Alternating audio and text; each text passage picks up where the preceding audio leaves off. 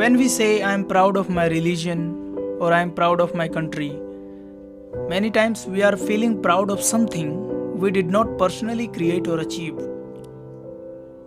We are born into a language, a flag, a faith, a culture.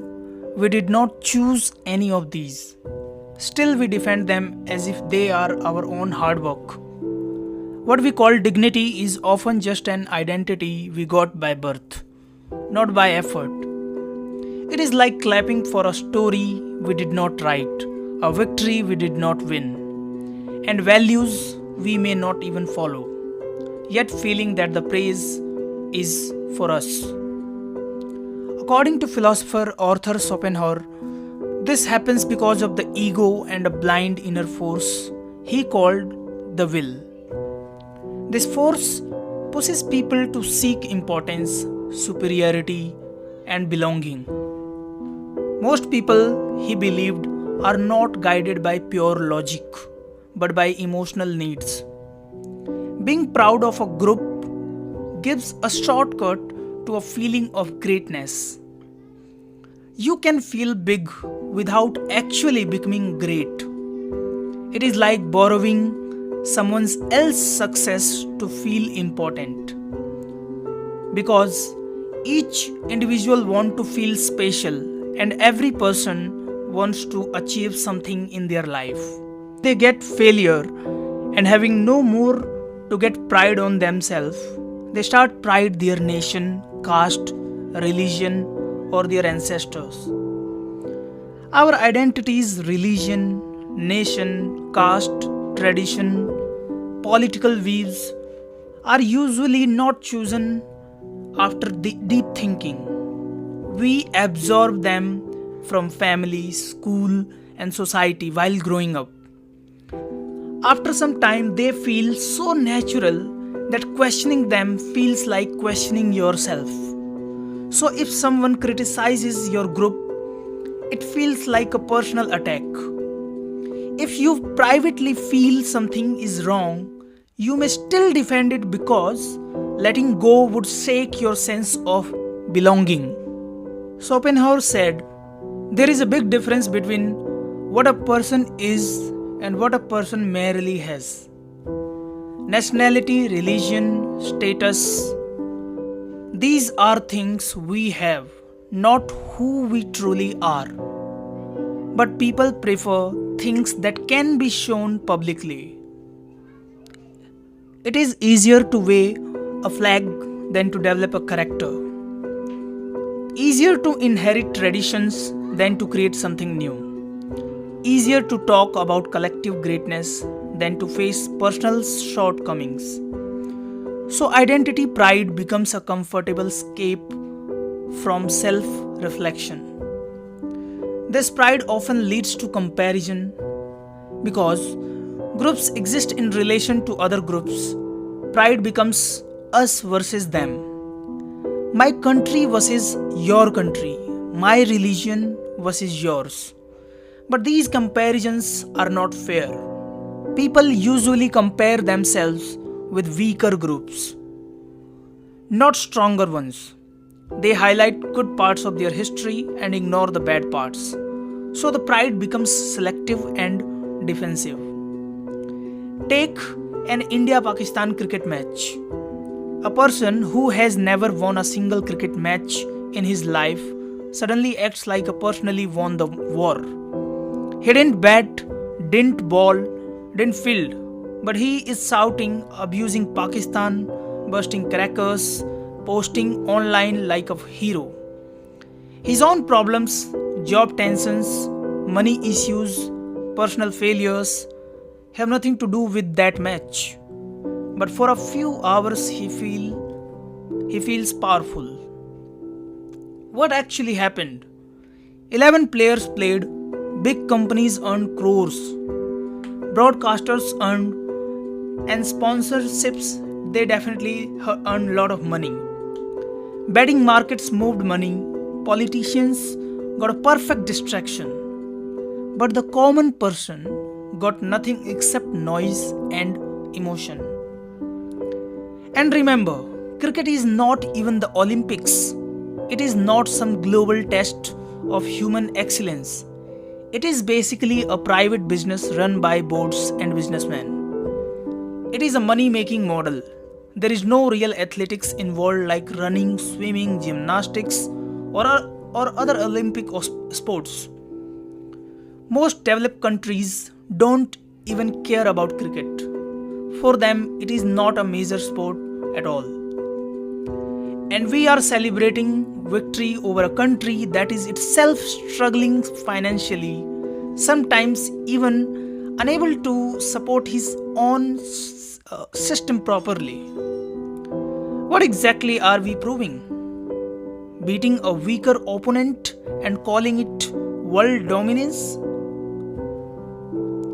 But the crowd doesn't think about any of this. It becomes pure us versus them. Victory feels personal, defeat feels like personal insult. Even though nothing in their real life changes the next day. This is like modern bread and circus. Give people entertainment, give them an enemy, give them something to shout about, and they will forget real issues: price rise, unemployment, poor education, corruption, daily stress. Anger gets redirected away from real problems. Notice something else.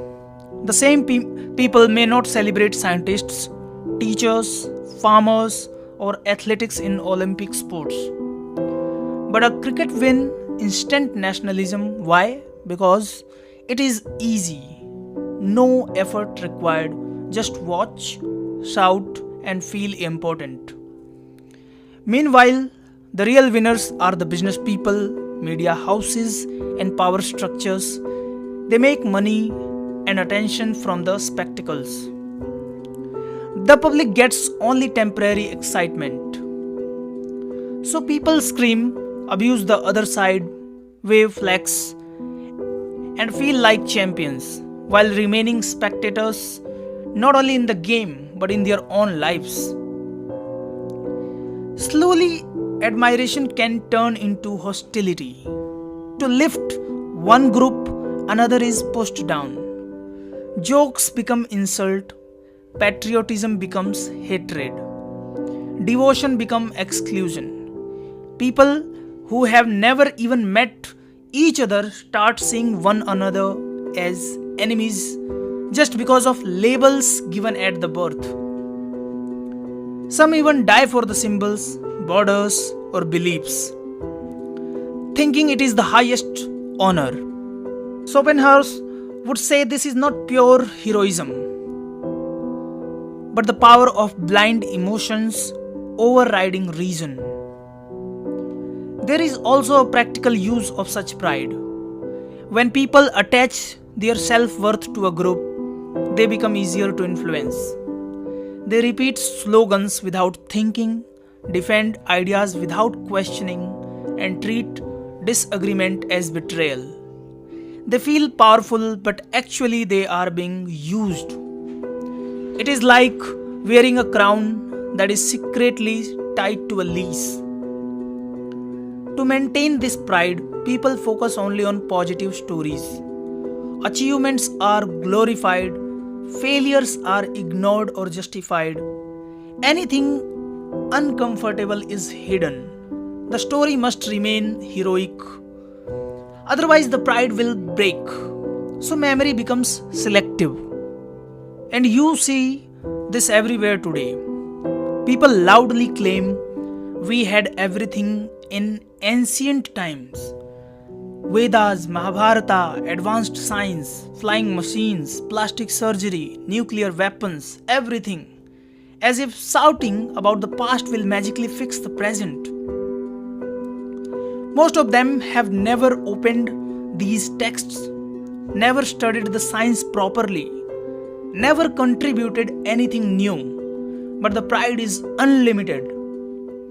It becomes a competition of mythology versus reality.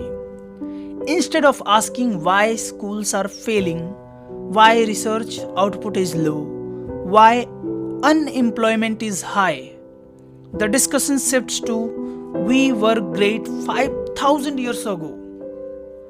Past glory becomes a shield against present accountability. And notice the comparison, it is rarely with the best in the world. Nobody says, let's match the top universities, the strongest economies, the highest scientific innovation. No, the comparison is with weaker countries or imaginary version of history. That way, victory is guaranteed without effort. Social media has made it worse. One viral post, one dramatic claim, one emotional speech, and suddenly millions feel proud without verifying anything. Facts don't matter, evidence doesn't matter. If it sounds glorious, it must be true. Anyone who questions it is labeled anti-national, anti-culture, or brainwashed. Meanwhile, real achievements, modern scientists, teachers, doctors, workers, actually building the country today, get far less attention than exaggerated stories of the past. It is easier to worship ancestor than to become worthy descendants. This is not confidence, this is insecurity wrapped in nostalgia. True pride would mean asking uncomfortable questions. If we were so advanced, why did we fall behind? If we are so great, why are basic problems still unsolved? If we love our country, why are we afraid of honest criticism? Because real patriotism builds and fake patriotism only destroys. Schopenhauer believed real morality begins when ego becomes weaker. True compassion comes from seeing that all humans suffer in similar ways. But collective pride does the opposite. It highlights differences and tells people they are special, chosen, superior. This reduces empathy for others. In the end, pride is something you did not earn, can hide an inner emptiness.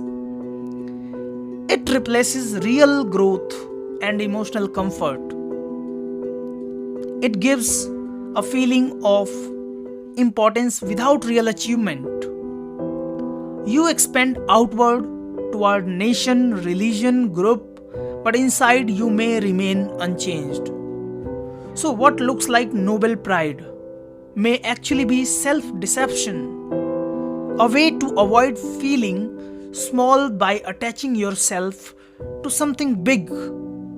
But borrowed greatness is not true greatness. Real dignity comes not from saying we are great, but from asking yourself honestly, what have I personally done that is truly mine?